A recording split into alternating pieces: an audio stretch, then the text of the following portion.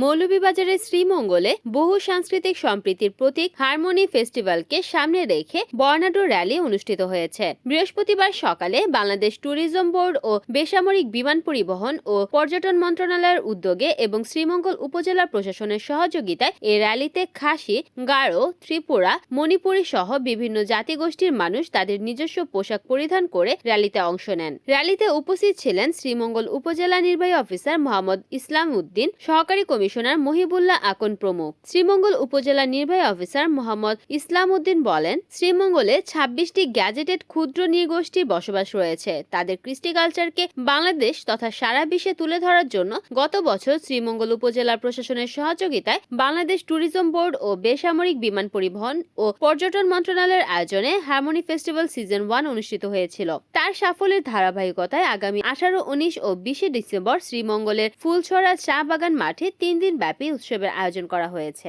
উক্ত অনুষ্ঠানমালার 3 দিনে 63টি সাংস্কৃতিক পরিবেশনা হবে। এছাড়াও ক্ষুদ্র নৃগোষ্ঠীর বিভিন্ন স্টল থাকবে। গ্যাজেটেড নৃগোষ্ঠীর বসবাস, তাদের সকলের সমন্বয়ে তাদের কৃষ্টি কালচারকে এই উপজেলা এবং বাংলাদেশ তথা আন্তর্জাতিক পরিসরে তুলে ধরার জন্য বাংলাদেশ ট্যুরিজম বোর্ড, উপজেলা প্রশাসন, শ্রীমঙ্গলের সার্বিক সহযোগিতায় গত বছরও হারমোনি ফেস্টিভ্যালের সিজন 1 করেছে।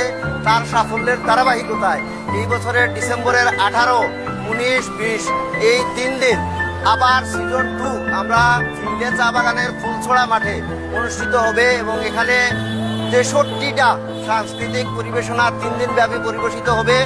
এই র্যালির মাধ্যমে আমরা সমগ্র জাতিকে এই হারমোনি রয়েছে আমাদের উপজেলায় বিভিন্ন জাতিগোষ্ঠীর মধ্যে, সেটা দেখে যাওয়ার আমন্ত্রণ জানাচ্ছি এবং আপনাদের মাধ্যমে এইসব প্রোগ্রামের মাধ্যমে আমরা দেশি বিদেশি পর্যটকদের এই উপজেলায় আকৃষ্ট করতে চাচ্ছি যে এখানে আইন শৃঙ্খলা পরিস্থিতি ভালো, এখানে মানুষের মধ্যে যথেষ্ট মিল মহব্বত রয়েছে, সাম্প্রতিক যে মমত্ববোধ সেটা যথেষ্ট পরিমাণ রয়েছে। আপনারা এখানে এসে তাদের প্রত্যেকের সম্পর্কে জানার সুযোগ আছে, তাদের ইতিহাস ঐতিহ্য তারা তুলে ধরবে, তাদের নিজস্ব তৈরি খাবার পণ্য সেগুলাও পরিবেশিত হবে।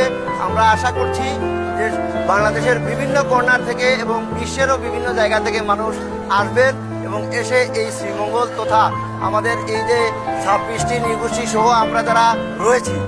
রিপোর্ট করেছেন মৌলভীবাজার প্রতিনিধি তিমির বণিক, NN TV।